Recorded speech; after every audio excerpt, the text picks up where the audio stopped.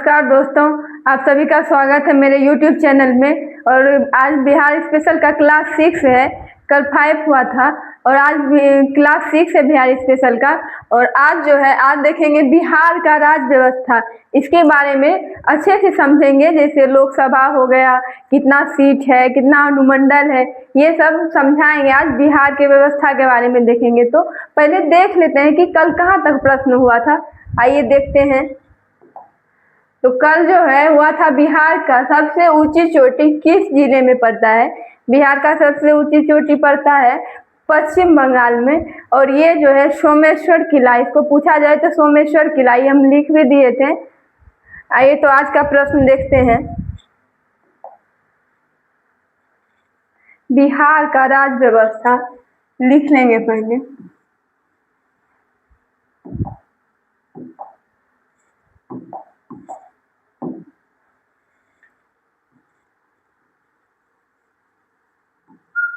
बिहार का राज्य व्यवस्था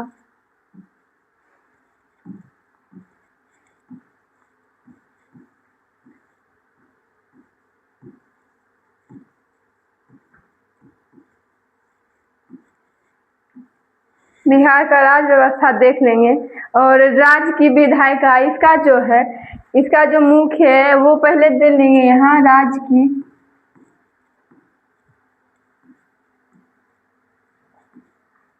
विधायिका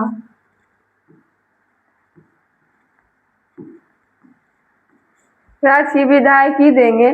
और इसके बाद लिखेंगे विधानसभा में कितने सीट हैं, और विधानसभा में कितने सीट है, और विधान परिषद में कितने सीट है।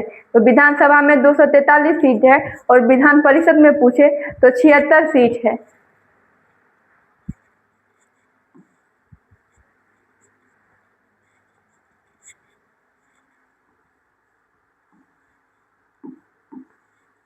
पहले विधानसभा लिख लेंगे।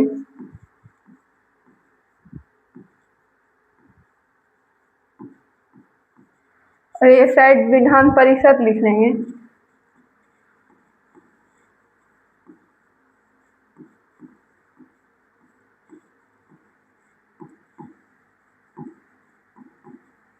परिषद लिख लेंगे। विधानसभा में 243 सीट है और विधान परिषद में जो है 76 सीट है। विधानसभा में सीट पूछे तो इसका 243 हो जाएगा। और विधान परिषद में सीट पूछे तो इसका 76 हो जाएगा।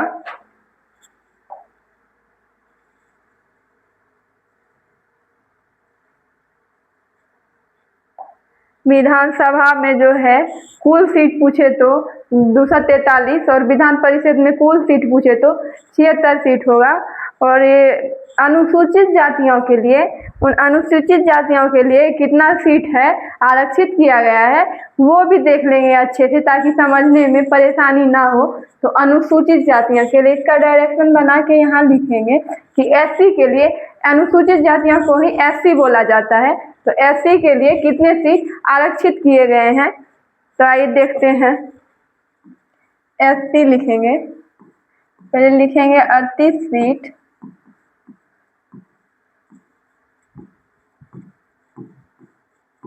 आरक्षित, 38 सीट आरक्षित, 38 सीट अनुसूचित जातियों के लिए पहले लिख लेंगे।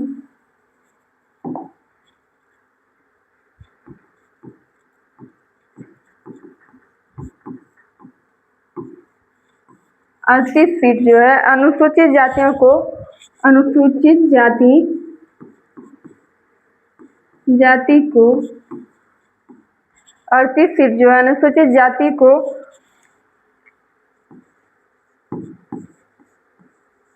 आरक्षित किया गया।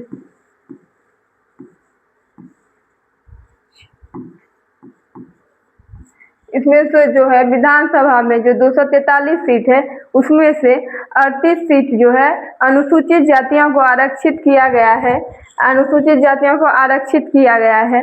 और विधानसभा में जो है विधानसभा में सो यहाँ 76 नहीं 75 होगा।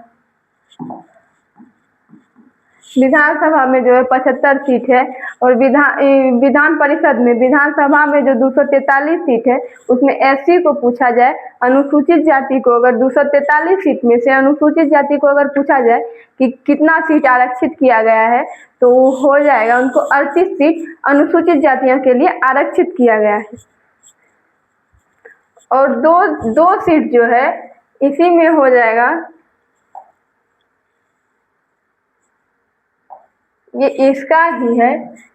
एसटी को अगर एसटी को पूछे कि कितना सीट एसटी को आरक्षित किया गया है तो ये 2 सीट हो जाएगा, 2 सीट आरक्षित किया गया है एसटी को।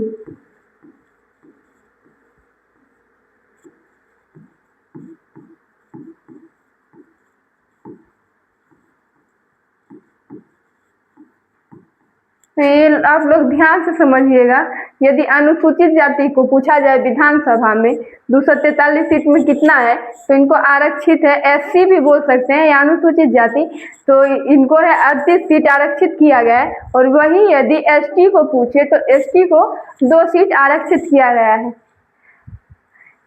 नेक्स्ट जो है, नेक्स्ट समझेंगे केंद्र के बारे में, लोकसभा केंद्र में कितने सीट हैं और ये सब समझेंगे। आइए नेक्स्ट में देखते हैं कि केंद्र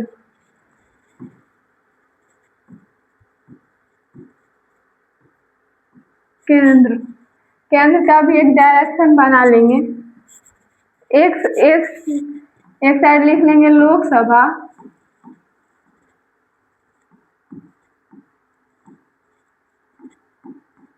और दूसरी साइड लिख लेंगे राज्यसभा।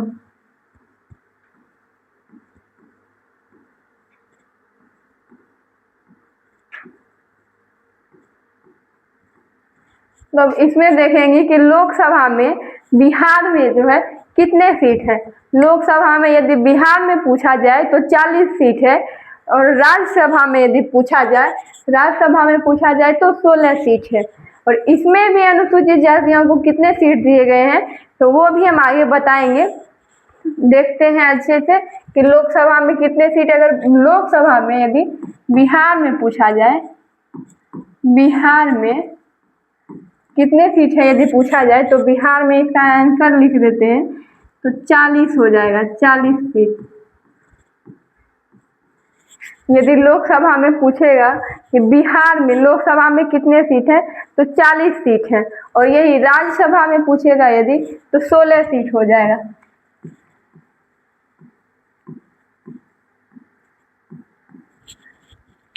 याद रखिएगा, यदि लोकसभा में पूछे तो 40 सीट हो गया और यदि राज्यसभा में पूछे तो 16 सीट हो गया। और ये जो है बिहार में केंद्र होगा ना, केंद्र में यदि यही सब आता है, लोकसभा में पूछे तो बिहार में पूछे तो 40 सीट और यदि राज्यसभा में पूछे तो 16 सीट।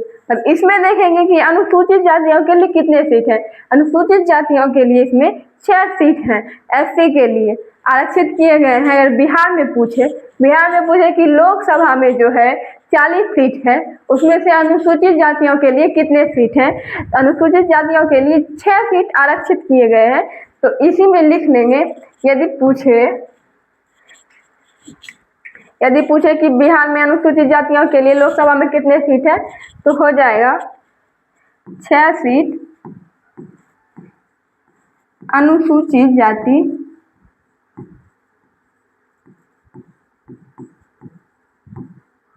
अनुसूचित या एससी को आरक्षित किया गया है, आरक्षित है। 6 सीट जो है अनुसूचित जाति एससी को आरक्षित है। कहाँ तो बिहार में, कहाँ है तो बिहार में है अनुसूचित जातियों को। और कितने में लोकसभा में यदि पूछे, पहले वाला नहीं समझिएगा कि 243 सीट में नहीं, ये जो केंद्र है लोकसभा में बिहार में 40 सीट है लोकसभा में, उसमें से एससी को कितने सीट है अनुसूचित जातियों को तो हो जाएगा 6 सीट अनुसूचित जातियों के हैं जो आरक्षित किए गए हैं। आगे बढ़ते हैं।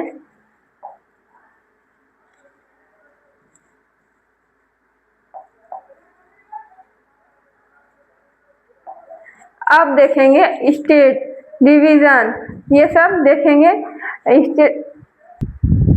State, division, sub division, block और विलेज, ये सब का देखेंगे। स्टेट जो है, स्टेट बिहार, इसमें देखेंगे, लिख लेते हैं ताकि आप लोग अच्छे से समझ सकें। सबसे पहले देंगे स्टेट।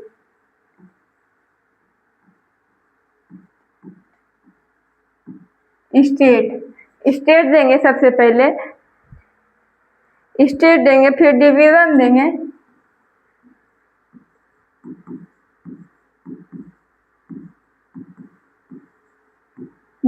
देंगे, उसके बाद देंगे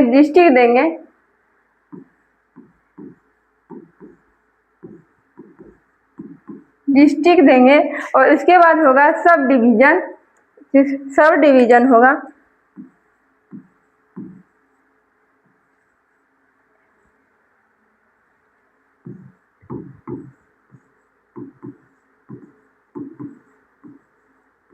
सब डिवीज़न होगा, स्टेट होगा, डिवीज़न होगा, डिस्ट्रिक्ट होगा, सब डिवीज़न होगा, ब्लॉक होगा और विलेज होगा।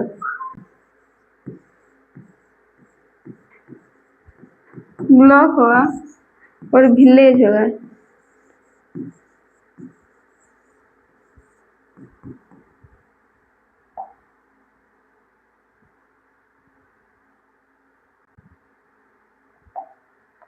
तो स्टेट जो है, स्टेट तो राज्य हो गया, ये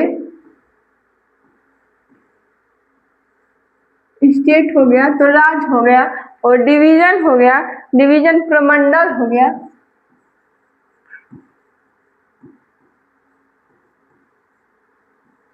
प्रमंडल होगा। डिस्ट्रिक्ट जो है वो जिला हो गया, डिस्ट्रिक्ट जो है वो जिला हो गया, और सब डिवीज़न जो है वो अनुमंडल हो गया। तो लिख लेते हैं, सब डिवीज़न जो है वो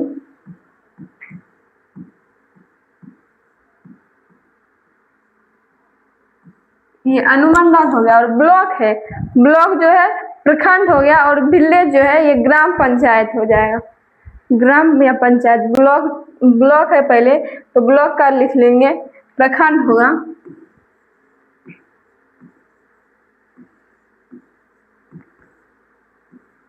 और विलेज जो है, विलेज का होगा ग्राम या पंचायत।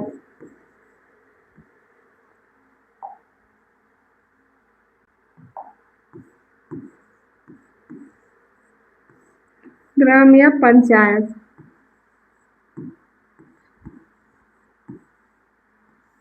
ग्राम या पंचायत।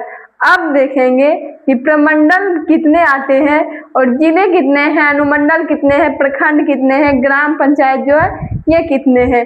तो प्रमंडल जो हो जाएगा वो 9 हो जाएगा, और जिला जो होगा वो 38 होगा, अनुमंडल हो जाएगा 101, और प्रखंड जो है कि पूरे बिहार में प्रखंड कितने हैं, तो प्रखंड हो जाएगा 534, और ग्राम पंचायत यदि पूछे कि मतलब गांव कितना है बिहार में, तो 8058 होगा। ये लिख भी लेते हैं, राज्य ये दे देंगे पहले,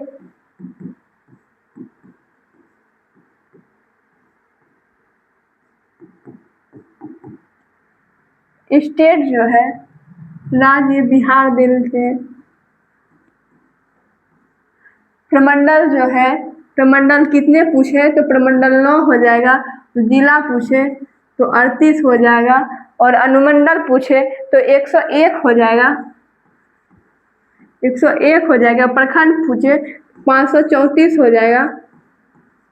और ये पूछेगा बिहार में, पूछे कि पूरे बिहार में जो है ये ग्राम पंचायत कितने हैं, तो 8058 होगा, 8058।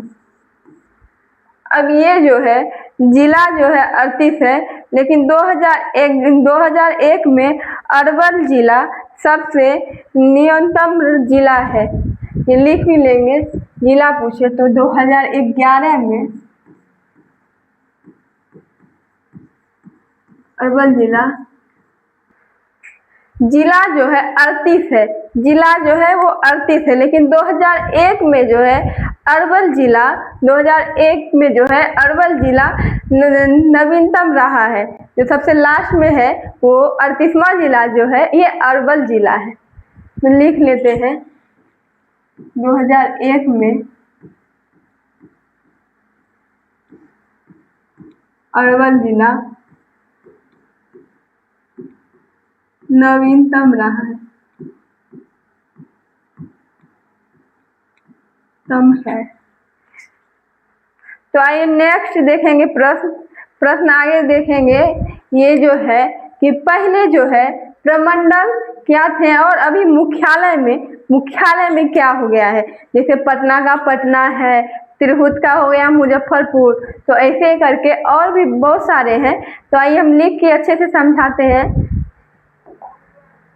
पहले जो है प्रमंडल लिख लेंगे, पहले प्रमंडल लिख लेंगे, उसके बाद जो है मुख्यालय लिख लेंगे, उसके बाद मुख्यालय लिख लेंगे।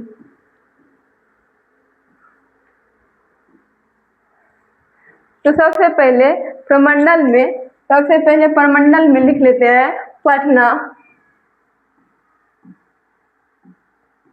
सबसे पहले प्रमंडल में लिख लेते हैं पटना, और मुख्यालय में भी अभी पटना ही है।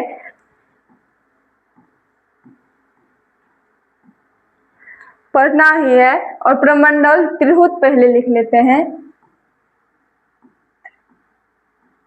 तिरहुत लिख लेते हैं, जो कि अभी मुख्यालय में मुजफ्फरपुर हो गया है।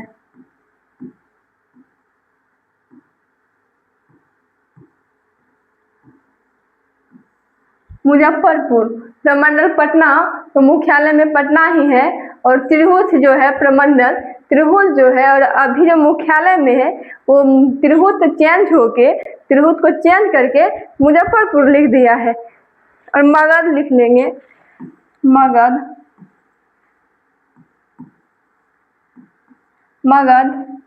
भागलपुर लिख लेते हैं प्रमंडल में पहले, मगध, भागलपुर, मुंगेर, कोसी,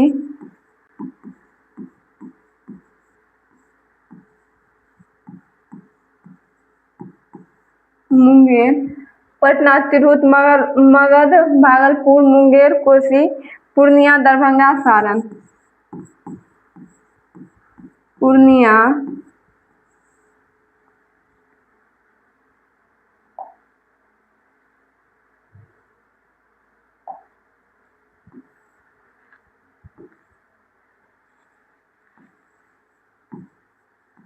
दरभंगा,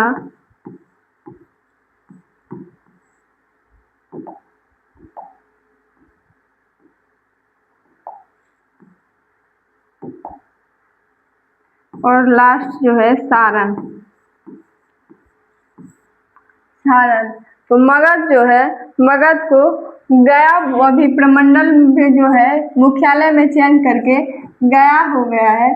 भागलपुर ही है।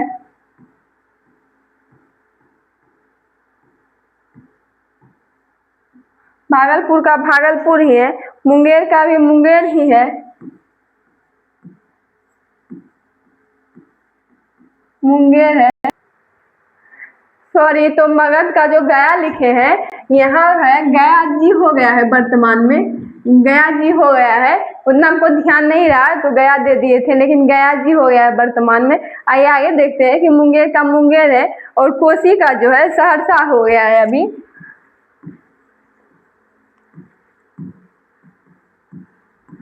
सहरसा हो गया है, और पूर्णिया का जो है पूर्णिया ही है, और दरभंगा का दरभंगा ही, सारण का सारण ही। तो लिख लेते हैं पूर्णिया का पूर्णिया है, और दरभंगा का दरभंगा ही है, सारण का भी सारण हो जाएगा, सारण ही हो जाएगा। और अभी जिला परिषद पूछे, जिला परिषद, नगर पंचायत, नगर परिषद, नगर निगम, ये सब पूछे कि कितना है, तो वो भी लिख लेते हैं, वो भी आइए देख लेते हैं। यदि पूछे जिला परिषद,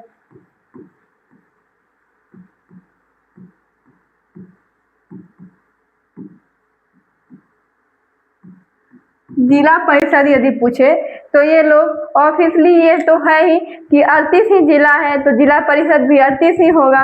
ये लोग आप लोग खुद भी ध्यान रख सकते हैं, याद करने का वैसी जरूरत भी नहीं है कि जिला ये 38 जिला है तो जिला परिषद भी 38 ही होगा। तो जिला परिषद यदि पूछे तो 38 होगा। और इधर नगर पंचायत पूछे, नगर पंचायत पूछे तो 154 होगा। ये भी लिख लेते हैं। यदि नगर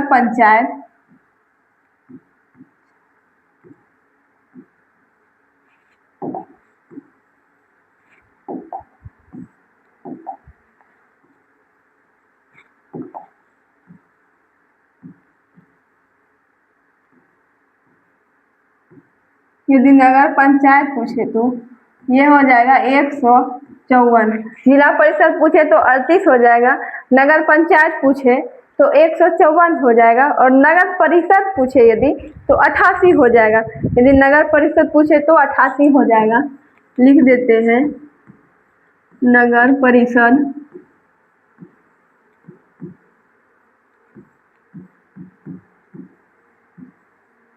तो क्या हो जाएगा, जिला परिषद 38 हो जाएगा, नगर पंचायत 154 और नगर परिषद पूछेगा तो 88 हो जाएगा। और इसका जो है, इसका लास्ट क्वेश्चन जो है, यदि एक क्वेश्चन और ऐसा भी पूछा जाए कि यदि नगर निगम पूछा जाए कि नगर परिषद तो है 88 हो गया, और इसी में यदि नगर निगम पूछा जाए तो नगर निगम जो है वो 14 है। ये जितना भी क्वेश्चन बताए ये अच्छे से आप लोगों को याद रखना है। ये सारे सब मतलब जितने भी एग्जाम होंगे सबके लिए जरूरी क्वेश्चन है। तो नगर निगम पूछा जाए, यदि नगर निगम पूछा जाए, नगर परिषद तो बता दिए कि 88 है, और यदि इसी पे नगर निगम पूछा जाए तो ये हो जाएगा 19। और यदि पटना का उच्च न्यायालय की स्थापना यदि पूछे कि कब हुआ था, ये क्वेश्चन पूछा जाता है, बार बार पूछा जाता है। यदि पटना का है तो नगर उच्च न्यायालय का जो है स्थापना कब हुआ था, तो इसमें बताना है आपको 1916 ईस्वी में हुआ था। पटना का न्यायालय का उच्च न्यायालय का जो है स्थापना कब हुआ था, तो 1916 ईस्वी में। लिख देते हैं यहाँ। यदि पूछा जाए कि पटना का उच्च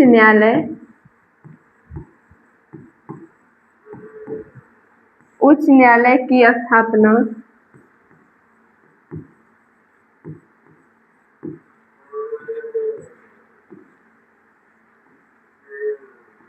कब हुई थी,